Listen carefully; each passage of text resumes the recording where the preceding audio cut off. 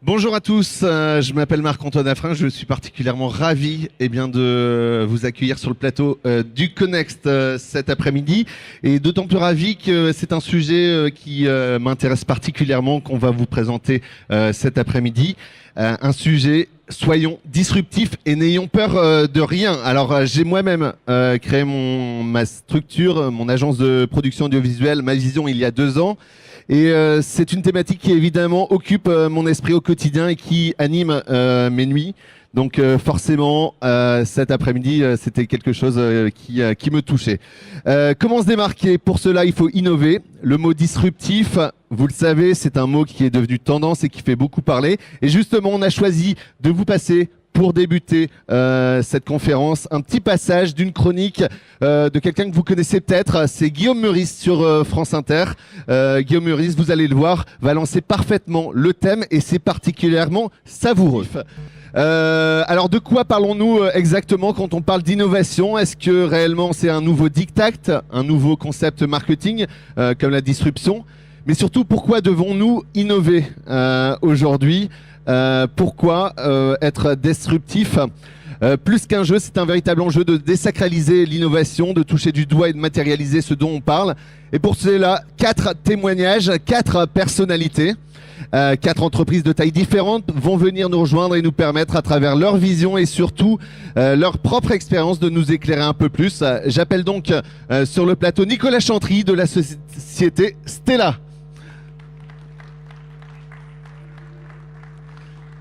Laurent Dumont de chez Jules Brice, Bisbee et Gentle Factory.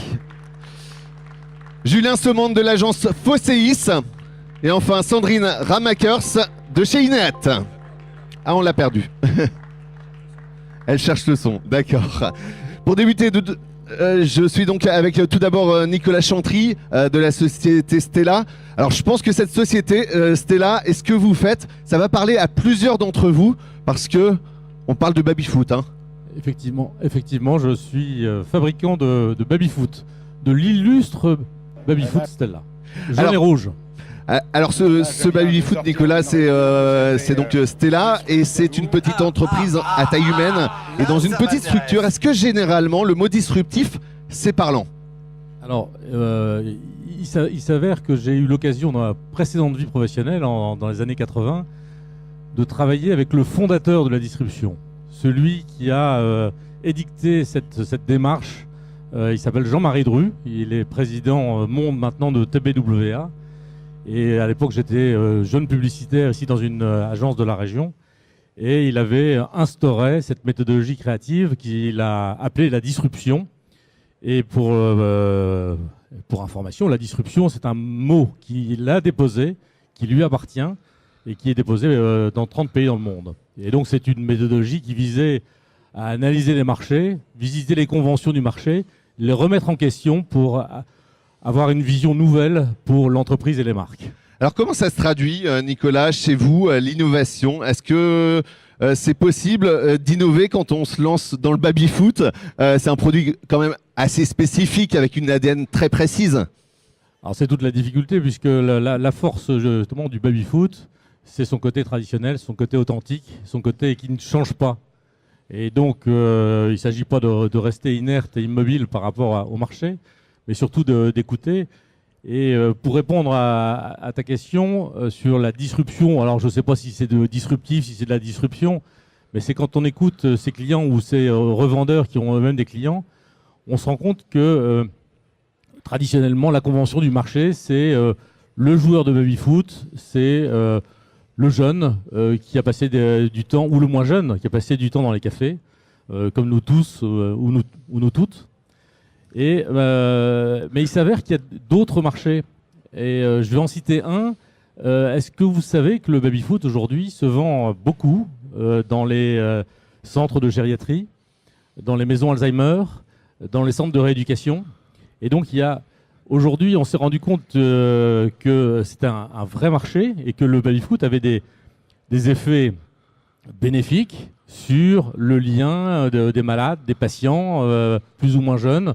Et c'est tout à fait émouvant d'imaginer des personnes âgées qui se retrouvent autour d'un baby-foot, ils sont en position verticale et non pas allongés ou assis sur leur lit, et retrouver à la fois du lien et du liant avec d'autres patients, et retrouver une dignité avec un jeu qu'ils ont connu quand ils étaient beaucoup, beaucoup plus jeunes.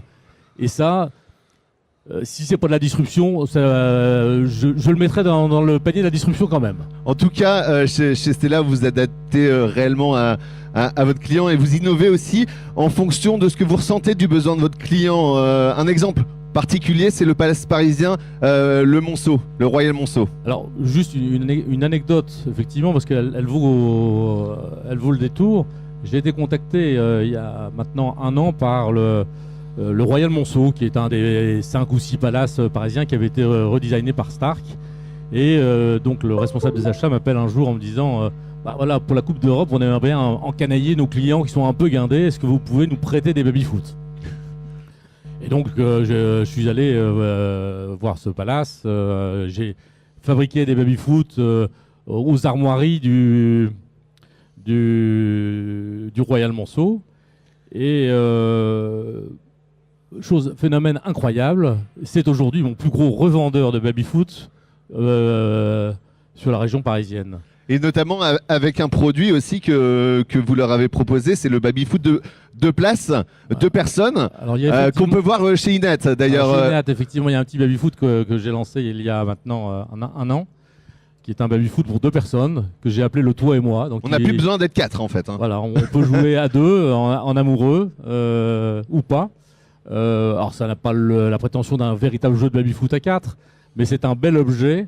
Et on se rend compte aujourd'hui que le baby-foot peut être aussi un bel objet qu'on admire et que l'on peut gainer de cuir ou mettre en alu brossé, tel que les modèles dont tu parlais. Et pour terminer, justement, innover avec ce type de produit, un baby-foot 2 personnes, ça ne touche pas à l'ADN finalement du baby-foot, ça c'est important pour vous?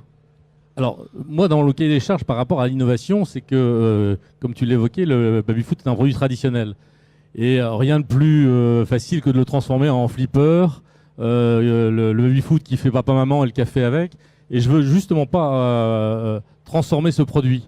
Et donc, c'est innover peut-être au niveau des cibles, on l'a vu tout à l'heure, avec les personnes âgées ou les personnes à handicap, ou revisiter le modèle avec d'autres matériaux que sont le cuir, l'alu brossé, etc.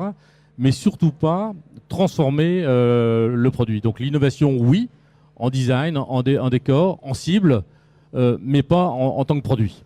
Merci beaucoup Nicolas. Voilà donc l'exemple parfait d'un entrepreneur qui arrive à innover malgré un produit très marqué. Autre exemple, alors là pour le coup, Laurent Dumont, juste à côté, qui est responsable des services d'information informatique et innovation chez Jules Brice, Bisbee et la Gentle Factory. Et Gentle Factory, ça fait du monde. Oui, il y a du monde.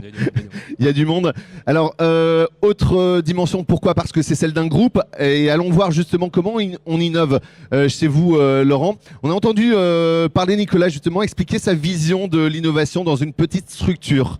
Alors, est-ce que c'est plus ou moins facile d'innover dans un groupe comme le vôtre? Je pense qu'en fait, c'est complètement différent tout en restant complètement identique. C'est une grande structure, c'est quand même avant tout des petites équipes. Donc on retrouve cet esprit petites équipes où il faut à chaque fois aller chercher quelque chose de neuf, surtout dans le monde de la mode. Si on reste à stagner, on ne va pas faire grand-chose. Donc l'avantage d'une grosse structure, par contre, c'est qu'on va avoir les moyens. Et par contre, quand on veut aller plus loin, on a un peu le poids de ces structures qui pèsent. Donc on est constamment en train de jongler entre la petite équipe qui veut aller gagner du terrain et le grand groupe qu'il faut emmener derrière soi pour essayer d'aller vers de l'innovation et de la nouveauté. Alors, est-ce que c'est un concept marketing, la disruption, ou c'est un véritable enjeu? Je ne suis vraiment pas fan du marketing là-dessus. C'est un enjeu. Je le répète, en plus, comme on est dans la mode, ne pas innover, c'est juste impossible. Il faut absolument qu'on aille de l'avant. C'est une histoire d'homme, c'est une histoire de volonté. Je pense que c'est avant tout une manière de voir les choses et de se dire qu'à chaque fois, il faut réinventer les mêmes concepts pour aller plus loin et recréer un attrait Donc c'est avant tout pour moi une histoire d'homme. Une histoire d'homme, c'est vrai qu'on s'était rencontrés avant cette conférence, vous parliez beaucoup d'humains. Cette histoire d'homme, avec les équipes avec qui vous travaillez, comment vous essayez en tout cas de les emmener vers l'innovation, vers la disruption aussi? Mais je pense qu'il ne faut pas les emmener, c'est justement eux qui vous emmènent. J'aime beaucoup cette citation de Steve Jobs qui dit qu'on embauche des gens intelligents pour qu'ils nous expliquent quoi faire, pas pour leur dire ce qu'il faut faire. Je pense que la disruption, c'est plutôt ça. C'est d'aller écouter toutes ces bonnes idées et de servir de canal, de catalyseur aussi à toute cette énergie vive qui existe. Sortir du modèle du petit chef et devenir vraiment un manager, un coach qui permet à chacun de montrer tout ce qu'il est capable de faire dans le monde de l'innovation. L'innovation, c'est pas forcément, je disais Steve Jobs, c'est pas l'iPhone tout le temps. Les petites choses du quotidien, c'est aussi l'innovation. L'innovation, c'est un concept qui rencontre un besoin.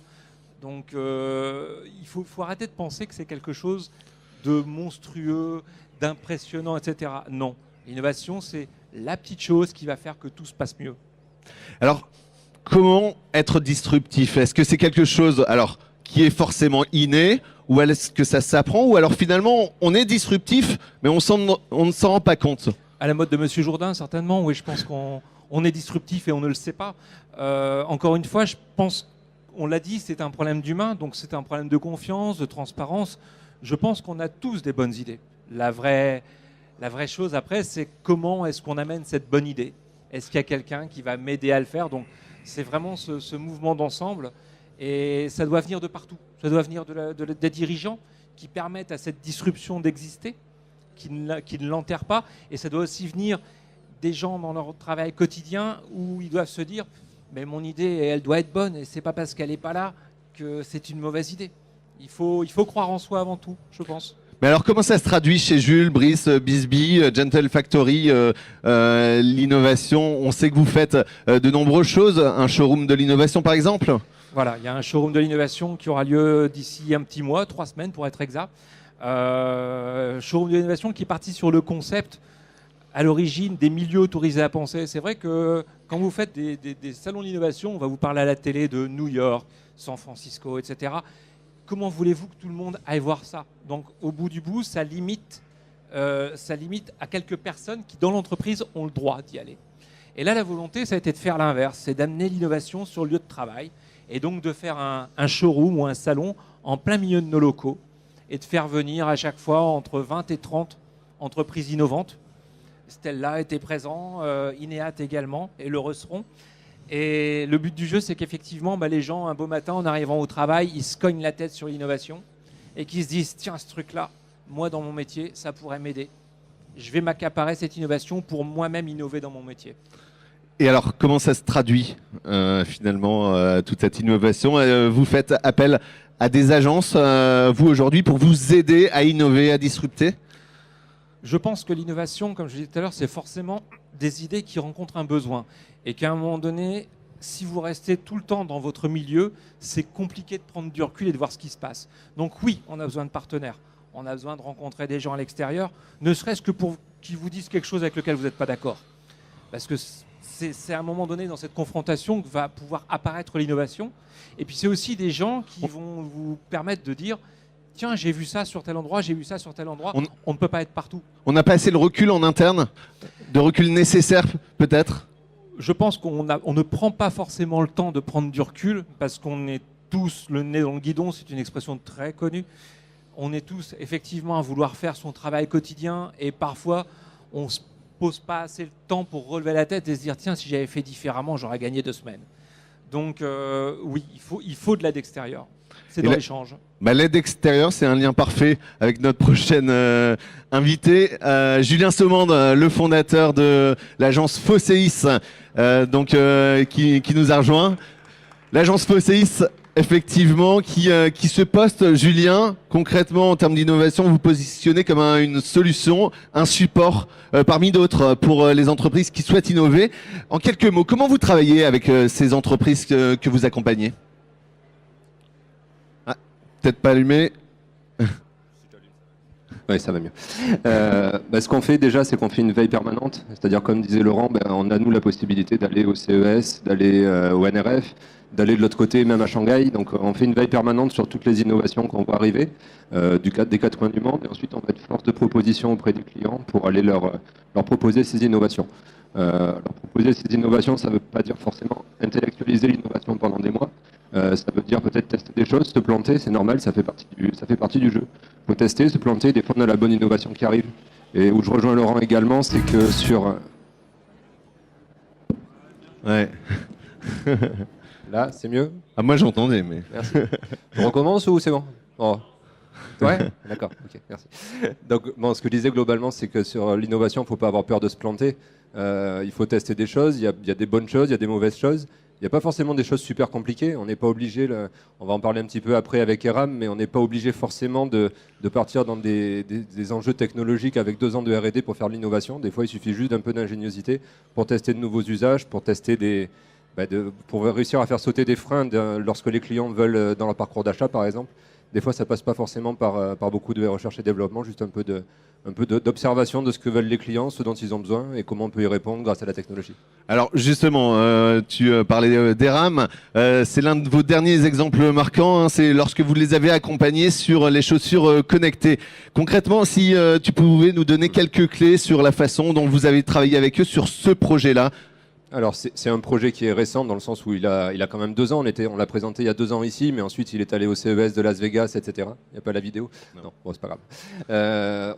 Globalement, on a participé à l'appel d'offres du PICOM, appel à projet, et on a décidé de se positionner avec Eram plutôt sur l'aspect mode. On était en pleine folie de l'IoT où tout le monde voulait faire de l'IoT, tout le monde achetait un cadeau fête des pères fait d'IoT et qui finissait au fond d'un placard.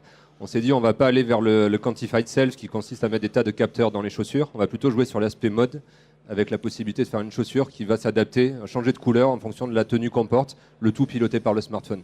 C'était relativement simple. Ça va pas demander non plus beaucoup de R&D. Par contre, on a travaillé vraiment en proximité avec les équipes d'Eram sur leur chaîne de montage pour faire quelque chose qui était industrialisable derrière. Donc on a créé ce prototype qu'on a montré ici il y a 2 ans et on est allé au CES 2016 montrer une sneakers. Et sans exagérer, je pense que si j'avais eu 500 exemplaires dans mes cartons, je les aurais vendus dans la journée. Donc c'est vraiment un truc qui a bien marché. Après, c'est Eram qui a repris la main pour l'industrialiser et elles vont sortir dans le commerce au mois d'octobre en série limitée. Parce que voilà, entre faire un prototype, se faire plaisir, aller au CES et faire quelque chose qu'on arrive à mettre dans les magasins avec le support technique, la résistance, les critères de qualité des rames, etc., c'est pas forcément évident. Mais n'empêche que voilà, on est allé d'une idée jusqu'à la mise en vente en magasin. Et c'est vraiment là que je suis content, c'est quand on arrive à faire un projet, on arrive à le faire naître. Et on ne fait pas juste ça pour faire de la com et pour faire un communiqué de presse, on fait ça quand ça arrive dans les magasins, c'est vraiment cool. Ça a été simple à mettre en place avec eux. Alors simple, hein, c'est un mot évidemment que je mettrai entre guillemets, mais de travailler sur un projet d'une telle ampleur. Oui, il n'y a pas eu de difficulté particulière. Ils ont été très réglo du début à la fin. On était très réglo du début à la fin. On a surtout bien écrit au départ les conditions, les règles du jeu, ce qui est important. Ce qui est un peu le problème des fois quand on fait des appels à projets type PICOM. Au départ, on n'écrivait pas forcément les règles. Il pouvait y avoir des conflits à la fin. Là, on a écrit les règles tout de suite sur qui fait quoi, ce qui appartient à qui, etc. Et ça s'est vraiment très très bien passé. Alors on a souvent l'impression que la disruption, c'est quelque chose auquel il faut tendre et une valeur aussi dont certaines entreprises se disent proches, mais qu'en réalité, en interne, c'est tout autre chose. Qu'est-ce que tu en penses de ton point de vue? Oui, il y a souvent des gros conflits en interne entre les gens qui veulent innover et les gens qui ne veulent pas bouger. Je vais juste prendre l'exemple de Kodak. Ils sont morts à cause de l'appareil photo numérique. Ce qu'il y a moins de gens savent, c'est que c'est eux qui l'ont inventé. Oui, c'est ça. Ils étaient chez eux qui a inventé l'appareil photo numérique dans les années 70. Et ils ont dit, cet objet-là, il va nous empêcher de vendre des pellicules, donc surtout on le met au placard et on veut que personne ne le retrouve. Manque de bol, quelqu'un l'a découvert derrière et l'a commercialisé et ça a tué Kodak. Donc des fois, il ne faut pas forcément chercher à avoir peur de l'innovation par rapport à ces métiers historiques. Il faut juste y aller et considérer que c'est ce qui peut nous tuer demain. Il vaut mieux le découvrir avant les autres, globalement. Est-ce que tu as l'impression qu'en France, on est plutôt, du moins sur le fonctionnement des entreprises, petites, mais aussi peut-être grands groupes, qu'on est suffisamment dans l'innovation, en tout cas de par le fonctionnement de chaque entreprise? Alors, je suis pas trop dans le French bashing, c'est pas le sujet. Il y a des entreprises qui se débrouillent bien. Autour de nous, à Lille, il y a des entreprises qui se débrouillent bien, des entreprises qui pour moi se débrouillent moins bien. D'accord. Donc il n'y a pas de règle générale. Après, je trouve juste qu'on a un inconvénient en France, c'est parce que je suis pas mal en Chine, c'est la capacité qu'on a à mettre des règles avant que les innovations arrivent. En Chine, ils ont inventé les vélos libre-service qu'on pose dans la rue n'importe où. Il y a une boîte qui s'est lancée, il n'y avait pas de réglementation. Il y a eu des vélos de partout dans Shanghai, c'était le bordel, on ne pouvait plus se garer. Après, ils ont régulé. Et il y a 3 boîtes qui se sont créées. Il y en a une qui aujourd'hui est valorisée des milliards de dollars et va venir nous envahir bientôt. Ils ne se sont pas posé la question avant de savoir quelle était la réglementation des stationnements des vélos dans la rue. Ils ont laissé faire et après ils ont réglementé. Et je trouve que c'est une manière plus intelligente de faire de l'innovation que de vouloir mettre un carcan avant même que ça démarre. Merci beaucoup, Julien, donc créateur de l'agence Fosseis. Et puis on va terminer aussi par... On peut lancer la vidéo. On peut lancer la vidéo. Eh ben super, on va voir justement la vidéo du projet que vous avez fait avec Eram, donc sur les chaussures connectées. Tu peux peut-être nous expliquer un petit peu ce qu'on voit. C'est un projet 100% made in France. La chaussure a été fabriquée à... Désolé s'il y a quelqu'un d'Eram dans la salle, mais je me souviens plus du patelin, mais c'est dans le Loiret globalement, c'est un tout petit village.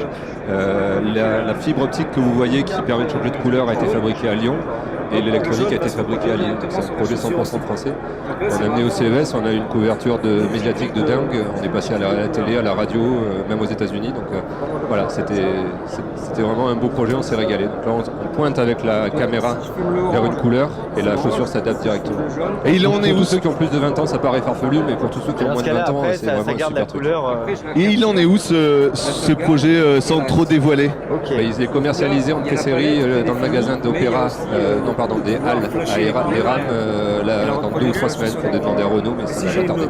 D'accord. Merci beaucoup, Julien. Et on va passer également à la seule femme de ce groupe d'innovants, Sandrine Ramakers de chez Ineat. Mais pas que Ineat, on va parler de la fabrique. Alors concrètement, Sandrine, si tu devais nous parler de la fabrique, tu te positionnes comment justement sur l'innovation? Avant de répondre à ta question, si en régie sont prêts, j'aimerais vraiment qu'on remette la vidéo de Monsieur Meurice, parce que franchement, ce qui va être présenté, ça va vraiment aider mon discours. Donc si en régie derrière, vous pouvez passer la première vidéo. Merci. Là, je viens de sortir d'une réunion où c'était disruptez-vous. Là, ça m'intéresse. Hein, c'est pile notre thématique cette année, on est disruptif. On laisse entendre qu'on change d'émission, bam, on revient avec la même. Disruptif, c'est souvent synonyme, faut le dire, de foutage de gueule ou d'ascenseur émotionnel, faut être honnête. Alors, parlons globalement du nouveau monde qui s'ouvre à nous, le monde disruptif. Là, il y a beaucoup à apprendre. Qu'est-ce que vous avez appris dans le disruptage? Pour préparer la rupture. Oui, mais encore. Préparer la rupture dans son entreprise, la rupture technologique, la rupture sociale, la rupture, etc. Voilà. Ah ouais, c'est pas hyper clair ça. Justement, c'est pas clair. Oui, c'est pas clair, c'est pas clair du tout. Enfin, c'est pas clear, hein, parce que dans le monde disruptif, on parle en American. Je vous rappelle que la référence mondiale, c'est le pays de Donald Trump. C'est bizarre, but it's like this. Il me faudrait vraiment un mec qui m'aide à bien vous expliquer, un mec qui est dans le game. Moi, je suis un start-upper dans l'open innovation. Donc vous êtes un start-upper dans l'open innovation? Tout à fait. C'est bon, j'en ai un. Start-upper dans l'open innovation, ça devrait le faire. Ça sent les conf calls et les feedbacks. Ça sent le panneau de basket au workshop. La faillite dans 2 mois, on est bon. Pardon. On est bon, on est good, on est swag sans être touchy. Hein, tout le monde est bien focus? Ok, alors qu'est-ce qu'un modèle disruptif? Le modèle disruptif. Aujourd'hui, au niveau de l'open innovation, il faut savoir qu'il n'y a que 10% des entreprises qui arrivent à maturité. Donc vous êtes disruptif au niveau de l'open innovation? De l'open innovation. Nous, on ne veut plus entendre parler d'open innovation. On veut entendre parler d'open business. Pigez-les, ringards.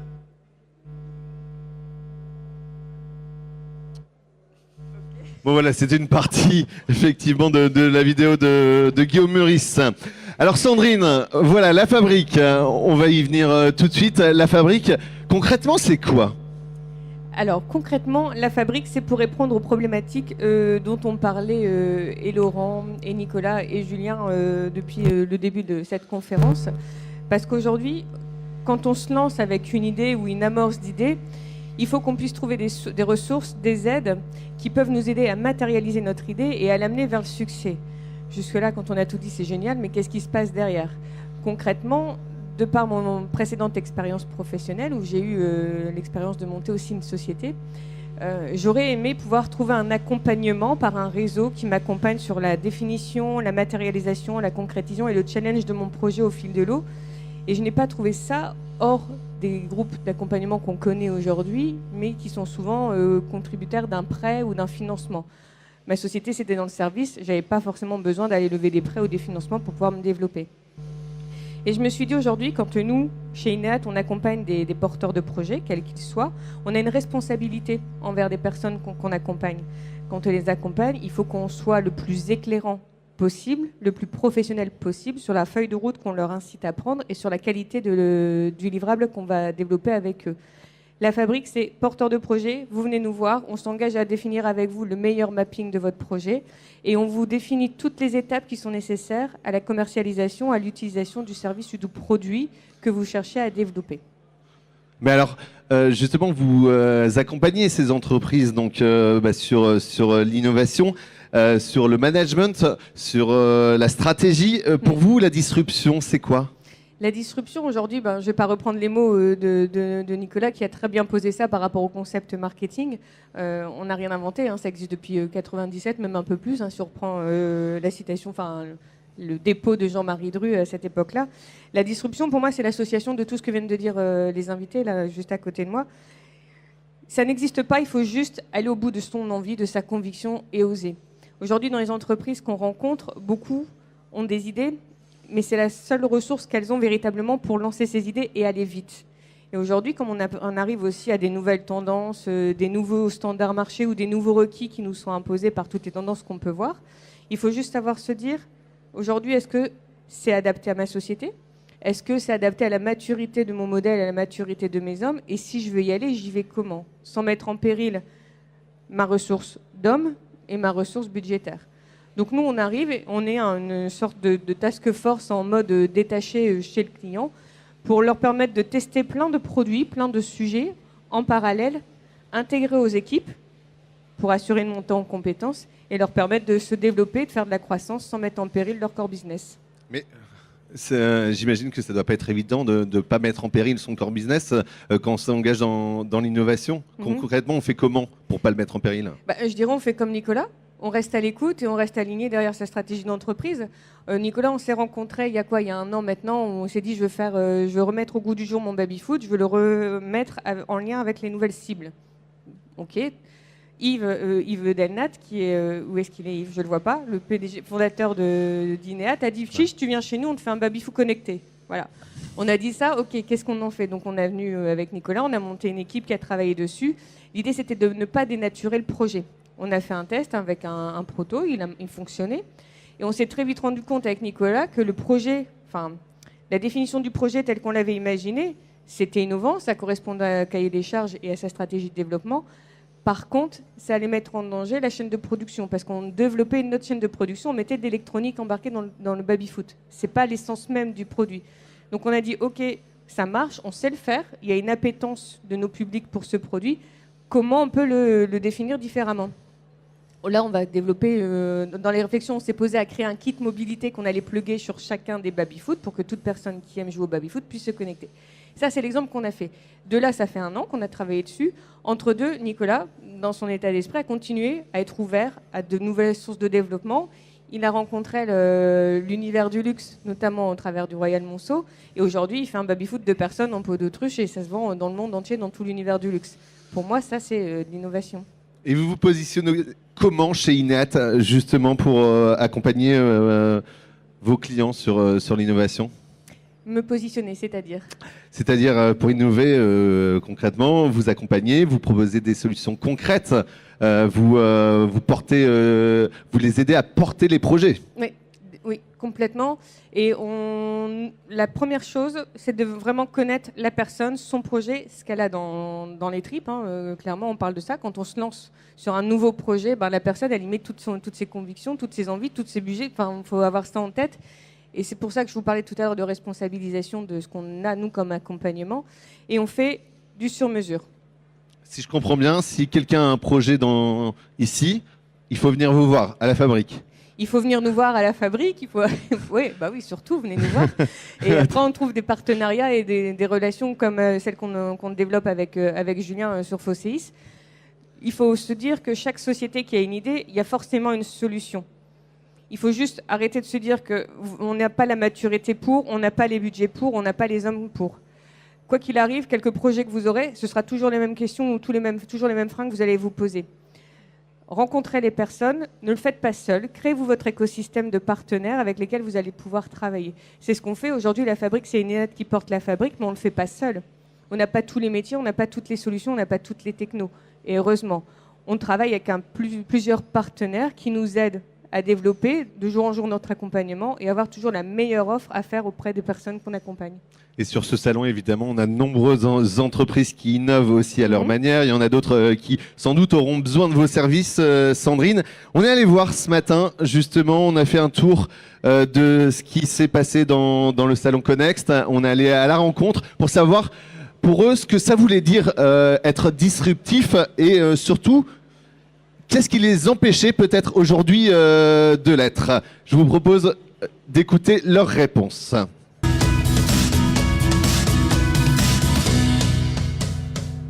Disruptif, très bonne question, j'en ai aucune idée. Alors là, vous m'en posez une bonne. Disruptif, qui vient peut-être casser les codes. Ça veut dire différent et d'une façon qui revisite complètement les modèles traditionnels. C'est innover, c'est proposer une révolution tranquille qui ne soit pas forcément destructrice. Être disruptif, c'est travailler avec des méthodes qu'on n'a jamais utilisées jusqu'ici. C'est proposer une forme de communication qui est complètement différente et qui va à l'inverse, à l'instar des codes qu'on peut proposer actuellement. Disruptif, c'est pouvoir un peu renverser les codes, casser les règles et redéfinir en fait un positionnement, un produit, un service. Ce qui pourrait nous empêcher d'être disruptif, c'est peut-être justement les idées préconçues qu'on a sur nos usages, nos habitudes. La peur du changement, le conformisme, ne pas s'ouvrir à la créativité. C'est la mentalité en Europe qui est quand même encore très cadrée. C'est encore une mentalité très... On aime par exemple un cahier des charges, on aime que tout soit bien structuré. C'est souvent l'habitude, c'est quand on perd un peu d'agilité, et ça arrive très très vite. Nous, on a failli la perdre à un moment donné.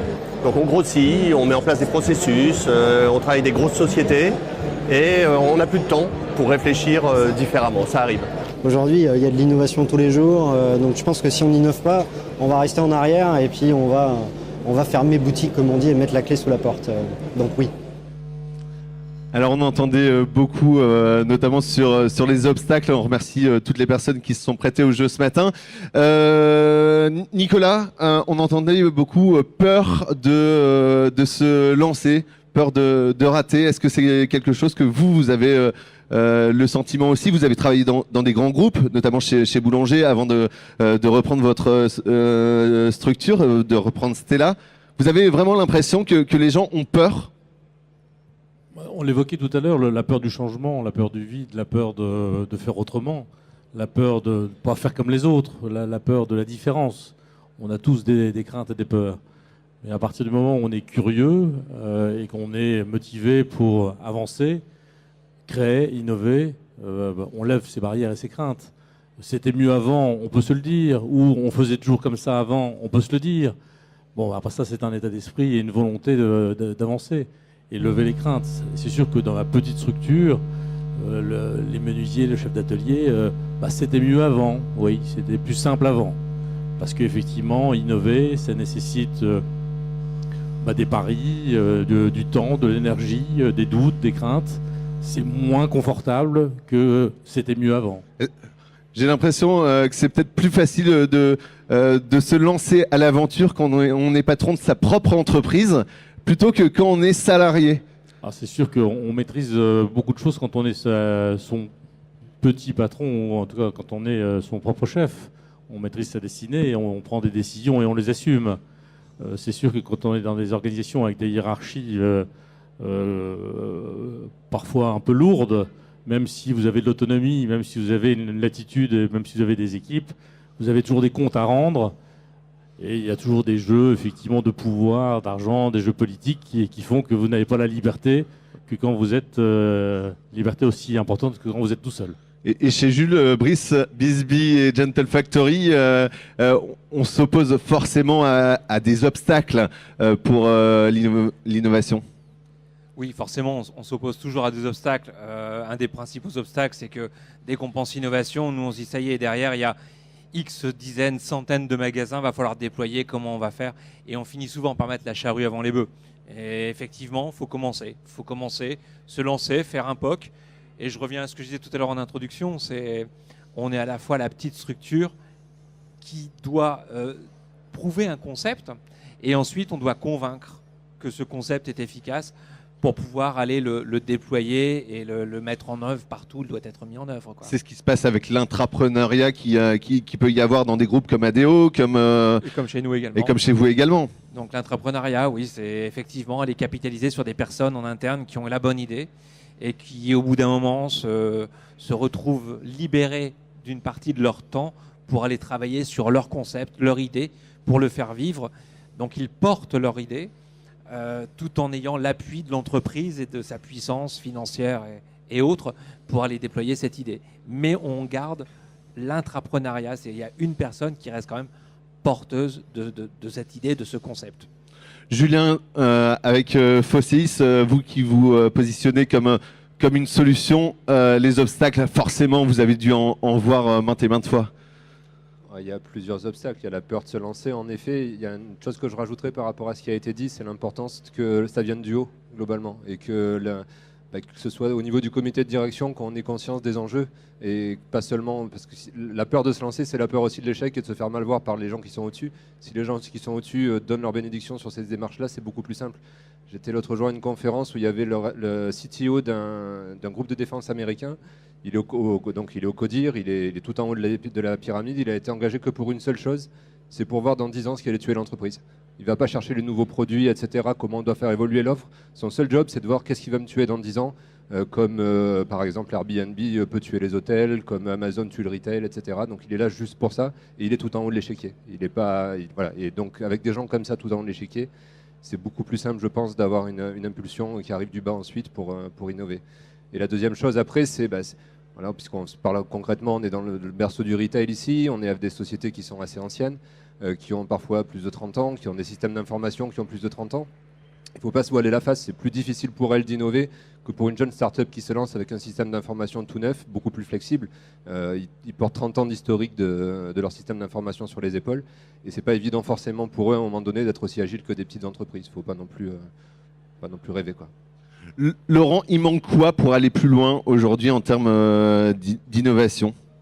Mais je pense que ça vient d'être dit en fait. Il faut que ça parte du haut. Il faut effectivement avoir une direction qui soit convaincue qu'il faut rentrer en cette disruption pour encourager, donner le droit à l'erreur, ça a été dit, très important. En fait, il faut que ça vienne de partout. Et comme je le disais tout à l'heure, il faut que ça soit libéré, il faut que les gens se sentent libres de faire ça, quel que soit leur niveau dans la hiérarchie de l'entreprise. Mais est-ce que vous avez le changement que c'est en train d'évoluer dans ce sens-là? Par exemple, je ne sais pas, chez Jules Brice Bisbee, est-ce que vous êtes sur un changement de ce type? On est en plein dedans, c'est évident. Encore une fois, on ne peut pas continuer avec les solutions d'hier. On parlait des systèmes d'information qui ont 30 ans, c'est vrai. Et on ne peut pas se cantonner non plus à dire on a toujours fait comme ça. Donc oui, on va de l'avant et oui, c'est en train de changer. Je pense que tout ce qui est lean management, toutes ces innovations aussi qui arrivent de l'extérieur nous facilitent la vie et nous permettent de rentrer dans de nouveaux modèles où on se concentre sur ce qu'on veut faire et non pas sur l'établissement d'un dossier, d'un cahier des charges, de tout ce qui doit être mis en œuvre pour commencer à se mettre en marche. Le bon moment, c'est maintenant. Les bonnes personnes, c'est celles qui sont là. Et ça devient de plus en plus vrai dans beaucoup d'entreprises, y compris dans ce berceau historique du retail, où ça bouge énormément actuellement et ça va dans le bon sens. J'en suis persuadé, j'y crois, sinon je ne serais pas là. Et vous, Nicolas, sur la prospective, peut-être chez Stella, là, il y a des idées qui sont en train de fourmiller dans votre tête pour justement aller encore plus loin dans l'innovation? L'innovation, Sandrine parlait de notre projet de Babyfoot Connecté, qui est un des projets sur lequel nous œuvrons encore aujourd'hui, sans dénaturer le produit. L'idée, c'est effectivement de transformer le Babyfoot, qui est que j'appelle le premier réseau social, dans un vrai réseau social connecté, avec une application, une communauté de joueurs. Donc ça, c'est le projet effectivement de ces prochaines années. sans occulter ma volonté de faire en sorte que le baby-foot reste le produit qu'il est aujourd'hui. Eh bien, on va rester en tout cas sur une question en suspens. Merci beaucoup à tous les quatre. Merci Sandrine, merci Julien, merci Laurent, merci Nicolas. On va rester sur cette question. Est-ce que vous êtes prêts, vous aussi, à vous lancer encore plus dans l'innovation, à ne pas avoir peur, à tenter encore plus? On espère en tout cas que toutes les personnes qui ont donné de leur expérience aussi ont pu vous inciter désormais à vous lancer. Je vous souhaite en tout cas un très bel après-midi au Connext et à très bientôt.